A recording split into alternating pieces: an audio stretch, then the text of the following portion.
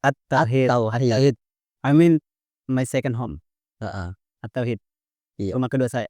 Di sana program unggulannya Tauhid yang pertama itu adalah tahfizul Quran. Iya. Ya, bagaimana santri-santri di sana dibina untuk betul-betul mendekatkan diri dengan Al-Quran, berinteraksi dengan Al-Quran setiap saat. Kemudian untuk mendukung menghafal Al-Quran ini, mereka juga disiapkan bahasa Arab. Bahasa Arab, kebetulan saya adalah yang penanggung jawab bahasa Arab. Iya. Maka di setiap tempat, di setiap sudut-sudut tempat itu saya tempelkan kosakata di tempat-tempat strategis. Jadi malamnya itu dikasihkan kosakata ke setiap santri untuk menghafal, tapi setelah itu ditempelkan di setiap tempat-tempat strategis yang di mana mereka setiap lalu lalang mereka lihat. Jadi mendukung mereka untuk tetap menghafal.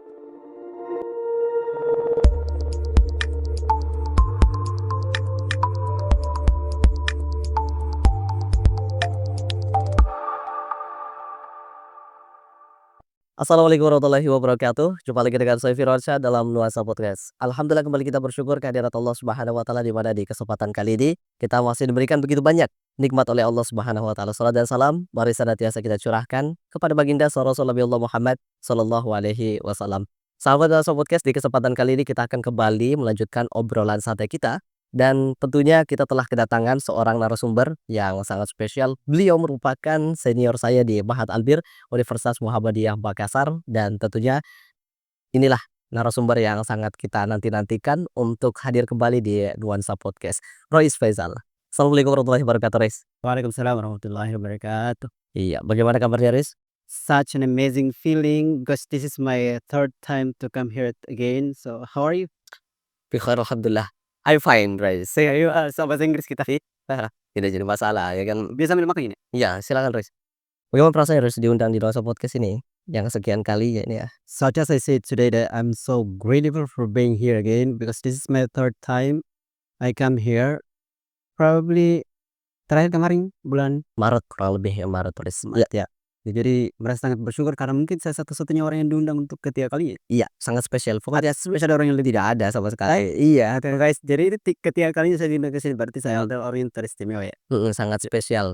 Bagaimana tidak spesial, karena kurang lebih hampir 5 tahun kita sudah bersama-sama, Riz. So, iya di asrama, kemudian juga keseharian juga kan sama-sama gitu, Riz ya. Perasaannya, Riz, ketika datang ke Nuansa Podcast ini senang?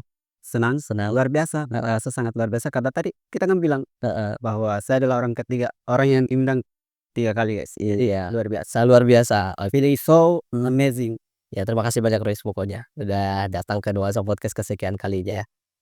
Oke, Riz, untuk kesibukan kali ini seperti apa, Riz? Ini kan kita ketahui sekarang status Riz bukan lagi mahasiswa, sudah selesai dari strata 1. Wah, tentunya ada kesibukan lainnya. Jadi alhamdulillah kemarin pas selesai S1 itu langsung dapat tawaran di salah satu pondok. Langsung dapat tawaran di salah satu pondok yang memang dia boarding school. Jadi di sana santrinya sembari mereka mendapatkan ilmu pendidikan yang disiapkan di pondok, mereka juga tetap mendapatkan ilmu umum di sekolah. Iya. Namanya boarding school kan. Jadi sekarang jadi pembina sekaligus guru di tempat tersebut. Iya, pondok pesantren apa namanya, Riz? At-Tauhid. At-Tauhid. I mean my second home. Heeh. At-Tauhid. Iya, Rumah kedua saya. luar biasa. Rumah pertama di mana, Riz? Di kampung, Riz? Di kampung. Kemarin rumah kedua saya di asrama. Di asrama. Ya, setelah saya beralih ke Tauhid, saya merasakan kedekatan dengan santri, dengan membinanya. Saya merasa bahwa Tauhid sekarang rumah kedua saya. Iya, luar biasa. Ternyata Rois ini cari kenyamanan tersendiri ya. Dimanapun berada harus dinyamankan. Sebenarnya itu kenyamanan kita yang ciptakan ya. Oh, Dimanapun kita berada kita yang cipta kenyamanan dan iya, orang sekali tempat tersebut. Oke, boleh diceritakan, Rois? Kita penasaran sekali nih, mau Kak dengar cerita dari kita langsung itu. Bagaimana ceritanya bisa sampai masuk dan diterima di pondok pesantren At-Tauhid itu? The first thing we have to know is everything that happened to us is back to inayah Allah. I mean takdir. Ya. Bahwa segala sesuatu yang terjadi kepada kita pasti sudah takdirnya. Kita tahu bahwa 50.000 tahun kita sebelum diciptakan sudah diciptakan dalam takdirnya kita di Lauh Mahfuz. Jadi mungkin keterimanya saya di At-Tauhid Boarding School itu merupakan takdir yang sudah tercatat di Lauh Mahfuz. Kemudian kenapa saya mengatakan bahwa itu adalah takdir? Karena menjelang wisuda kemarin ada begitu banyak tawaran. Ada di menjadi kepala sekolah atau mudir di Sopeng, ya. Mungkin saya pernah cerita. Pernah cerita. Kemudian menjadi pembina di Palopo, NBS ya? NDS Palopo, oke. kemudian menjadi guru di Panciro. Heeh. Tapi waktu itu saya langsung memutuskan untuk memilih dari pilihan-pilihan tersebut. Iya, dengan alasan? Karena memang waktu itu masih terikat dengan asrama. Oh, iya. Asrama Albir kan masih mungkin masih ada jatah 2 pekan di Iya. asrama. Jadi ndak langsung bisa memutuskan. Tapi ketika menjelang detik-detik keluar dari asrama tersebut, ada tawaran dadakan yang datang. Malamnya tawarannya datang, paginya langsung wawancara. Oh, iya. Itu adalah At-Tauhid Boarding School. Iya, nah waktu itu tawaran dari teman kan, tidak mau di pondok, salah satu pondok namanya Tauhid, bla bla bla. Akhirnya dikasihlah kontak saya ke si ini akan wawancara. Saya kontak orang tersebut. Nah, dia bilang besok datang jam 10. Iya. Waktu mau ke sana saya ekspektasinya ndak langsung diterima. Heeh. Karena sebelumnya kan saya dengar bahwa ada beberapa calon pembina yang sudah diwawancarai tapi belum diterima. Jadi ekspektasinya tidak langsung diterima. Mungkin ke sana cari pengalaman. Nah, waktu ketika tiba di tempat tersebut, yang melihat keadaan pondok tersebut yang begitu adem, langsung dalam hati terbersih, "Ya Allah, ini yang saya maksud, Iya. ini yang saya maksudkan." Nah, setelah itu datanglah yang si wawancara ini. Ketika diwawancarai, perlihatkan CV, kemudian ditanyakan sedikit pengalaman begini-begini, ceritakan bla bla bla bla bla, akhirnya langsung welcome, marhaban. Langsung diterima? Iya, langsung diterima. Itulah kenapa saya katakan bahwa ini adalah takdir, ya, Heeh. ini adalah takdir. Jadi langsung diterima saat itu juga dan langsung dikatakan, "Boleh hari ini langsung masuk." Boleh hari ini langsung masuk, tapi karena saya masih mau melepas, rindu sama mahasiswa di asrama. Iya. Jadi saya minta undur 1 hari, pulang dulu kita adakan perpisahan di asrama, setelah itu besoknya langsung I come to my beloved dormitory, Iya. Tauhid. Tapi selain dari takdir tadi, Rois, selain dari takdir, kira-kira merasa ndak tidak, kenapa saya diterima ini? Wah, mungkin kualitas, merasa hal tersebut, Rois, terasa? Ah, ini mungkin karena memang saya punya kapasitas di situ. Pernah merasa seperti itu? Kayaknya kalau berbicara tentang, kualitas, mungkin semua orang berkualitas ya, Semua. mungkin, pembina-pembina yang Betul, ya. calon pembina yang diwawancarai kemudian tidak diterima, sebenarnya mereka berkualitas semua. Cuman waktu itu At-Tauhid betul-betul lagi mencari orang yang bisa berbahasa Arab. Iya. Ya, dan kebetulan saya ke sana, saya menyampaikan bahwa saya di asrama Albir, lulus 4 tahun, 5 tahun. Ya, memang kesehariannya berbahasa Arab. Iya, jadi mungkin itu penguat untuk langsung diterima. Heeh. Jadi ya, bukan kayak kualitas sih, lebih ke pengalaman. Pengalaman ya? Iya. Selain dan bahasa Inggris ternyata memang spesial, sahabat Nuansa Podcast beliau juga mahir untuk bahasa Inggris, jadi luar biasa. Di sana juga ada bahasa Inggris ya, Riz? Insyaallah bahasa Inggrisnya nanti kita Menyusul aja ya? nggak apa-apa Sam, Iya. Dibeliin dipakai sih, Riz, ya? Apa aja itu? Ada ya nanti ya program bahasa Inggris? iya bahasa Inggris itu rencananya nanti, tahun depan karena kita sekarang lagi fokus dulu bahasa Arabnya kan. Iya, artinya dibangun dulu gitu ya, Riz, ya. Oke, ini kan berbicara tentang bagaimana kondisi diterimanya Rois begitu sangat luar biasa dengan kapasitas yang ada dan pengalamannya. Mungkin bisa diceritakan juga bagaimana profil singkat dari pondok pesantren atau hit yang dimaksud? Iya. Jadi, sekolah Islam Terpadu Tauhid ini merupakan sekolah yang, berlokasi di Kelurahan Samata, Kabupaten Goa. Sekolah ini sengaja dibangun, atas kepedulian terhadap generasi-generasi kita saat ini karena kita tahu bahwa generasi saat ini itu rentan dengan pergaulan bebas, ya, di mana mudah sekali pengaruh negatif sosial media. Akhirnya salah satu tujuan dari dibangunnya Tauhid ini adalah untuk bagaimana kita merekrut, santri masuk misalnya untuk kita perkuat imannya, bagaimana kepada tauhid, mengesahkan Allah Subhanahu wa taala sehingga kita harap tauhid ini ketika santri-santri keluar menjadi santri yang bertauhid, berakhlak dan berprestasi, seperti itu. Iya, kita juga memahami bahwasannya konsep dari pondok pesantren itu tentunya ingin sekali untuk mengeluarkan alumni-alumni yang berkualitas. Ya, itu adalah tujuan pesantren pokoknya semua saja itu, Reza. Seluruh pesantren. Heeh, tetapi dibangun atas dasar programnya itu. Ya biasa ada program yang harus dibangun dan sesuai dengan tujuan ataupun misi dari pondok pesantren yang bersangkutan. Kira-kira misi ataupun program unggulan dari pondok pesantren atau itu seperti apa, Rois, kira-kira? Jadi di sana program unggulannya tauhid yang pertama itu adalah tahfizul Quran. Iya. Ya, bagaimana santri-santri di sana dibina untuk betul-betul mendekatkan diri, dengan Al-Quran, berinteraksi dengan Al-Quran setiap saat. Kemudian untuk mendukung menghafal Al-Quran ini, mereka juga disiapkan bahasa Arab. Bahasa Arab, kebetulan saya adalah yang penanggung jawab bahasa Arab. Iya.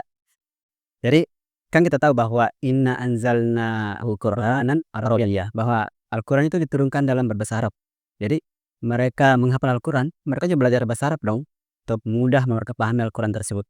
Seperti itu. Kemudian ada juga hafalan hadis. Ya, jadi di sana ada 2 buku yang mereka pakai saat ini itu buku Kitabul Jami kemudian hadis arba'in. Jadi yang membuat saya betul-betul merasa terkesan di sana bocil-bocil, anak-anak kecil. Iya. Ya, kelas 1 SMP masih kecil aja mereka sudah hafal hadis arba'in. Wes. Yang saya orang yang tidak begitu hafal banyak hadis arba'in, tapi ketika saya menangani mereka menuntut saya untuk menghafal.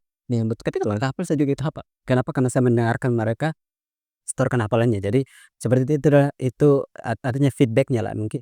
Feedbacknya dari mungkin tabungan di akhirat insyaallah baru semoga Allah mengganjar ini sebagai pahala. Amin. Nah, feedbacknya juga di sini yang langsung terlihat adalah tanpa saya harus menghafal dengan sendiri, Iya. saya hanya mendengarkan ya berulang mereka setorkan saya juga hafal. Seperti Iya, dan itu yang menyetor bayangkan bukan cuma 1 orang loh, Riz, loh. Bayangkan anggaplah ada 10, 20 orang.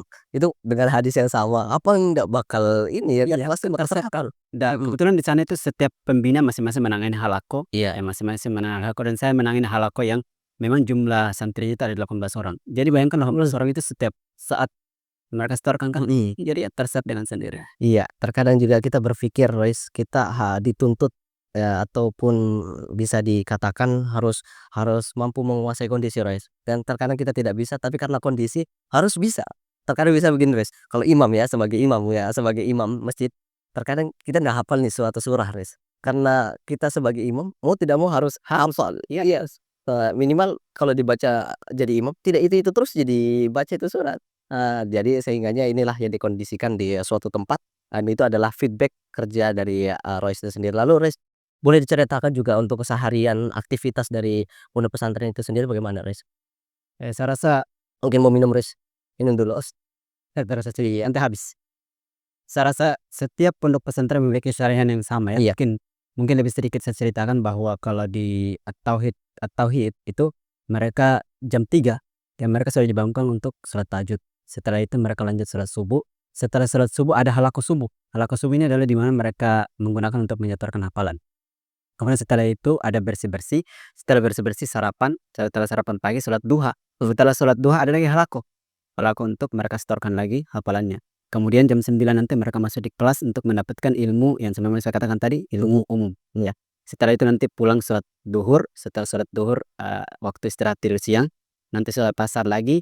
Dan mereka tidak dituntut untuk betul-betul 24 jamnya itu mereka hafal Al-Quran. Iya. Tapi kita kasih juga kesempatan untuk mereka berolahraga di sore hari ya.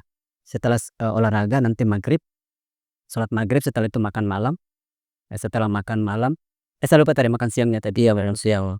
Makan malam, setelah itu sholat isya. Setelah sholat isya lanjut lagi halaqah sampai jam berapa itu terus sampai minimal jam 9, jam 9.30 lah karena ya 10 mereka harus ditidurkan. Iya. Karena mereka bangun lagi Iya, berarti terus menerus. siklus kehidupan di tauhid seperti itu.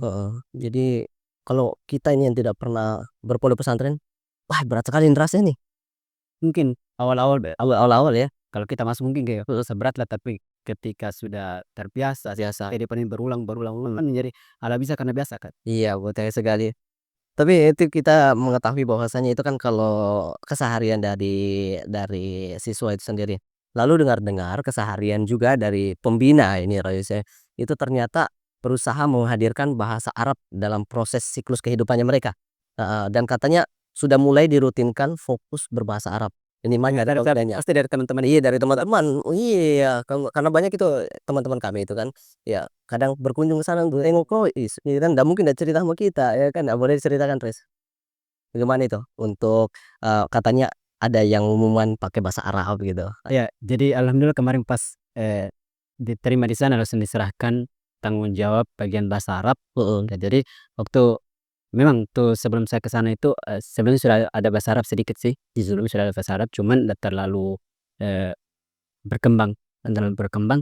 Akhirnya ketika saya di sana saya memikirkan konsep kira-kira bagaimana bahasa Arab ini bisa eee, berkembang di tempat ini kan. Masih baru. Akhirnya saya pikirkan, maka di setiap tempat, di setiap sudut-sudut tempat itu saya tempelkan kosakata di tempat-tempat strategis. Jadi malamnya itu dikasihkan kosakata ke setiap santri untuk menghafal, tapi setelah itu ditempelkan di setiap tempat-tempat strategis yang di mana mereka setiap lalu lalang mereka lihat. Jadi mendukung mereka untuk tetap menghafal. Kemudian saya berpikir apa lagi nih? Kan tidak mungkin langsung trek semua bisa berbahasa Arab, tidak.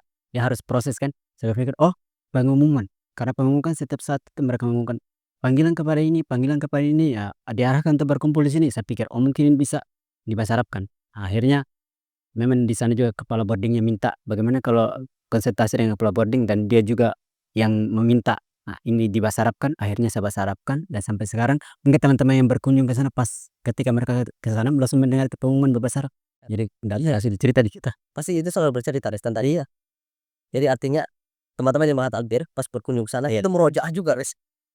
Iya menurutnya dan, kan bagusnya di tempat At-Tauhid ini karena anak-anak sekecil umur Terus kita kali 13, itu Iya. kan 12 udah selesai dari SD.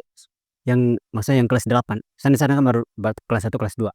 Yang kelas 2 ini mereka sudah diberi tanggung jawab, OSIS. Ya OSIS kan jadi ada bagiannya, ada bagian bahasa, ada bagian taklim, ada bagian, intinya semua bagian ada. Nah saya pegang bagian bahasa ini. Nah jadi sembari saya ajar secara keseluruhan, santri berbahasa Arab, lebih khusus kepada bagian yang memang yang ditugaskan, OSIS bagian bahasa ini, betul-betul saya dekati untuk betul-betul bagaimana ini bahasa bisa berkembang lewat mereka. Jadi ya itu alhamdulillah karena bagusnya tempat itu menyiapkan organisasi ya seperti Ya, memang tujuan dari organisasi begitu, itu mendukung pelajaran yang ada di dalam pondok pesantren itu sendiri. Kan juga apa ya, sangat merugikan kalau misalnya organisasi diadakan cuman sebagai seremoni yang belaka gitu kan Res ya. Nah, dan tentu ini sangat bersyukur karena ada organisasi yang menghimpun tentang bahasa Arab, kemudian juga tahfiz dan lain sebagainya itu Res. Dan kalau sedikit boleh cerita nih ya Res ya, dulu itu kami juga pas di Hamala itu sendiri Res. Iya. Itu kita pernah adakan namanya daurah Arabiah gitu. Daurah Arabiah di Pondok Pesantren di Darul Arkom Muhammadiyah Balebo di Luwu Utara. Itu Momen. di ini sekitaran bulan Februari lalu, Les. Di bulan Februari lalu. Nah, itu di sana juga ada pondok pesantren yang buat program kayak begitu, Les. Yang tadi itu memajang apa kosakata di tempat-tempat strategis, tapi di sana namanya kerikil bahasa Arab. Nah, kerikil bahasa Arab. Jadi dia buat papan ya kan? Dia buat papan di ketika dia mau ke masjid dipasang di situ, dipasang. Kemudian juga ketika mau masuk pintu dapur Iya. pasang juga. Ya, itu ternyata konsepnya Ini sama. jadi lebih efektif. Iya, Ya karena tempat-tempat strategis kan jadi setiap saat nanti ketika lalu lalang mereka bisa melihat dan mendukung, iya. mereka menghafal seperti itu. Jadi bukan cuman kayak dikasih hafal sudah lepas. Itu kan kurang efektif begitu ya, Res, ya. Walaupun mungkin kalau kelasnya di Mahat Albir itu beda gitu ya. Kalau di Albir tinggal ditulis silakan dihafal, selesai gitu biasa ada yang sudah hafal. Oke, Res. Boleh diceritakan juga tentang pondok pesantren antum itu ciri khasnya seperti apa? Terkadang kalau kita mengingat pondok pesantren yang lain itu punya ciri khas, oh Ya. kita ingat ini, oh pondok pesantren ini. Kira-kira kalau At-Tauhid sendiri? At-Tauhid sendiri mungkin lebih ke namanya At-Tauhid. Ya, jadi betul-betul santri di sana betul-betul dibina mereka untuk mengesahkan Allah Subhanahu wa taala. Mereka menanamkan rasa cinta, rasa takut kepada Allah Subhanahu wa taala sesuai namanya tadi At-Tauhid. Saya sangat ingat sekali pesan dari ketua yayasan kami, ya Ustaz Asgor hafizahullah taala. Beliau mengatakan bahwa santri di At-Tauhid boleh memilih skill, ya. Ada santri yang nanti keluar sebagai penghafal Al-Qur'an, ada santri yang keluar bisa berbahasa Arab, ada santri yang keluar, bisa sebagai penghafal hadis. Tapi yang namanya tauhid bukan pilihan. Iya. Ini kewajiban setiap santri harus. Betul sekali, Res. Iya, karena sebenarnya kita ketahui banyak orang yang berpendidikan tinggi, tapi kalau tidak bertauhid, boleh saja mereka melakukan kemaksiatan. Heeh. Jadi, santri betul-betul ditanamkan tauhid, Iya. rasa cinta kepada Allah Subhanahu wa taala sehingga mereka ketika melaksanakan ibadah di pondok, ketika mereka kembali ke rumahnya, mereka melaksanakan juga ibadah, berubah karena takut. Biasanya mereka takut sama pembina, berarti di rumah tadi mereka tinggalkan. Iya. Karena kita tanamkan tauhid, jadi di pondok mereka lakukan, di rumah juga mereka tetap lakukan karena bentuk kecintaan atau Iya. yang mengesahkan Allah Subhanahu wa taala. Iya, karena ada perkataan yang sering kita dengar, nama adalah doa. Iya, iya. Iya, itu kan bukan nama cuman kita saja yang doa, ternyata juga nama-nama tempat itu adalah doa. Nah, tapi ini sangat luar biasa pencapaian Rois saat ini, ya kan. Ketika sudah selesai di Mahat Albir itu langsung membina di Pondok Pesantren Tauhid itu tanpa ada jeda loh. Sudah selesai tak wisuda langsung ke sana. Nah, tentunya butuh apa namanya, butuh pendekatan, butuh adaptasi. Iya. Nah, kira-kira apa yang membedakan Rois ketika membina di mahasiswa di asrama itu dengan di pondok pesantren yang notabene adalah anak-anak masih santri gitu? Iya. I mean, there is a significant difference between that. Mungkin lebih ke perbedaan membina mahasiswa ataupun santri lebih ke emosional ya.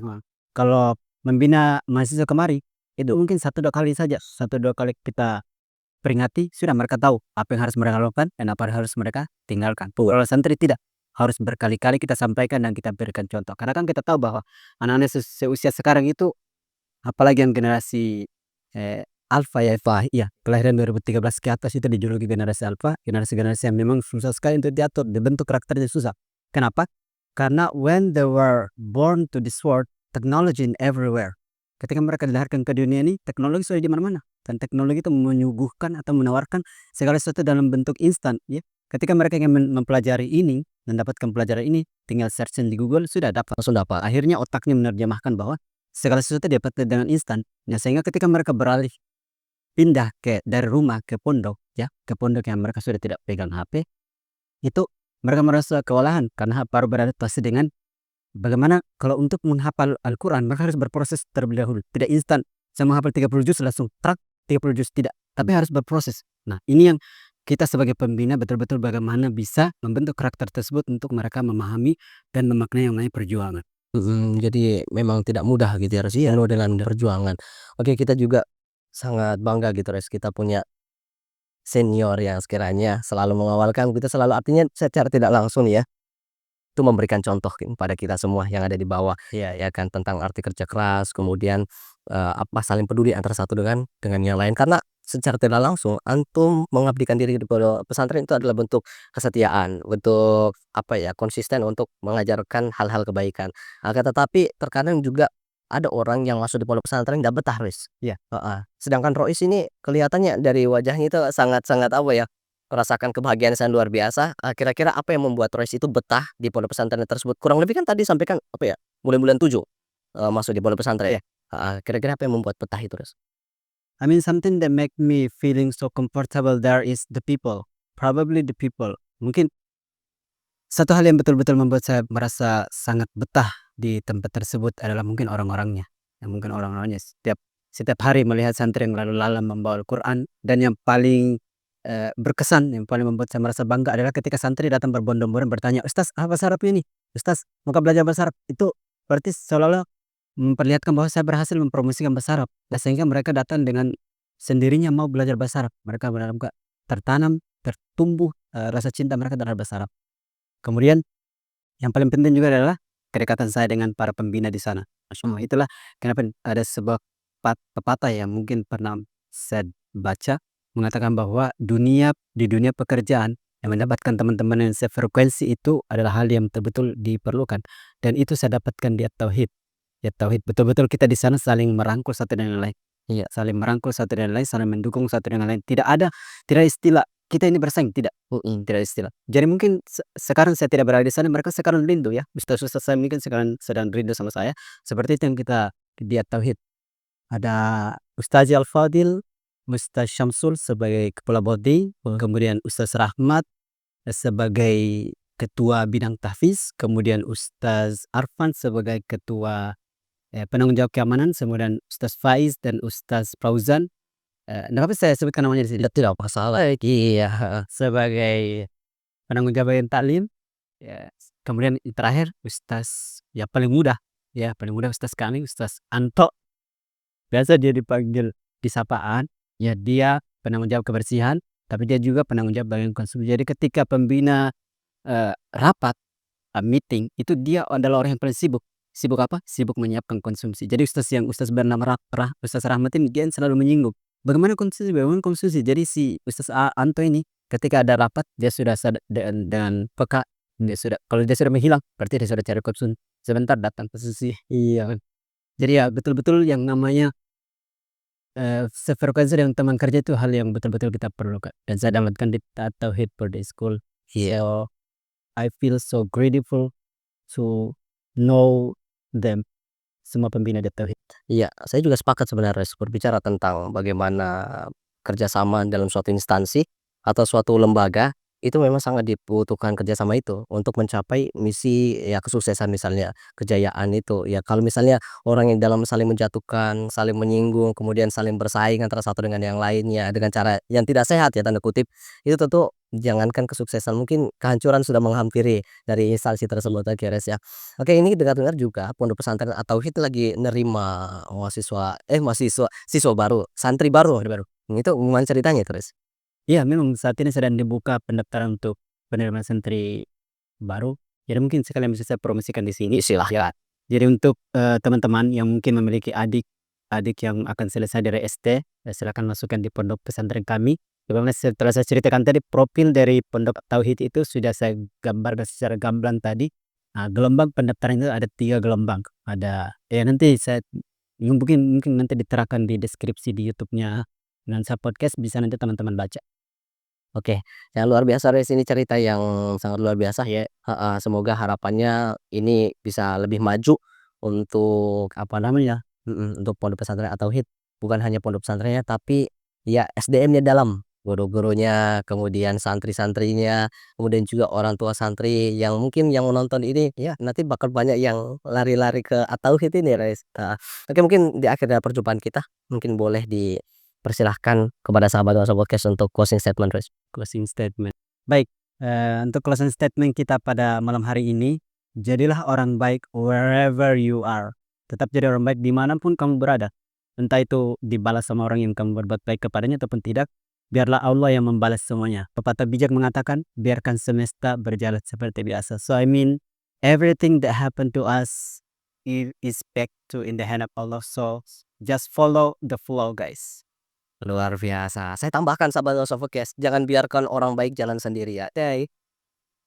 Terima kasih banyak Rais di kesempatan kali ini. For having me. Iya, di pertemuan yang ketiga kalinya ini membawa cerita berbeda, tentunya menambah juga wawasan untuk kita semua dan juga sahabat Nuansa Podcast, dan tentu selamat terus menjalankan amanah, semoga lebih baik ke depannya dan lebih banyak memberi manfaat untuk banyak orang. Iya, ngomong-ngomong dari tadi bicara saya paling banyak makan ini. Tidak masalah, kayaknya masih banyak juga ini, belum habis-habis kadang, iya. Oke sahabat Nuansa Podcast, terima kasih telah mendengarkan dan menyaksikan daripada tayangan spesial di kesempatan kali ini berbagi cerita bersama Roy Spesial yang membina di salah satu pondok pesantren yang ada di Goa, yakni pondok pesantren at-Tauhid. Iya. Yang sangat luar biasa, heeh, dan kami informasikan juga sahabat Nuansa Podcast, saat ini saya berada di salah satu warkop ya, ataupun bisa kita katakan kafe lah ya. Ini namanya Teras Kinoi Sains 2012. Artinya apa Res? Berdiri Sains 2012, dan buat sahabat Nuansa Podcast mungkin yang pengen nongkrong, yang pengen ngerjain tugas, pengen ngobrol kayak Nuansa Podcast ini, Firman saya saranin untuk datang ke Teras Kinoi.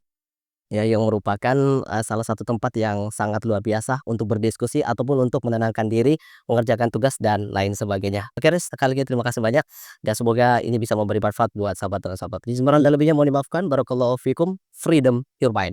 Wassalamualaikum warahmatullahi wabarakatuh.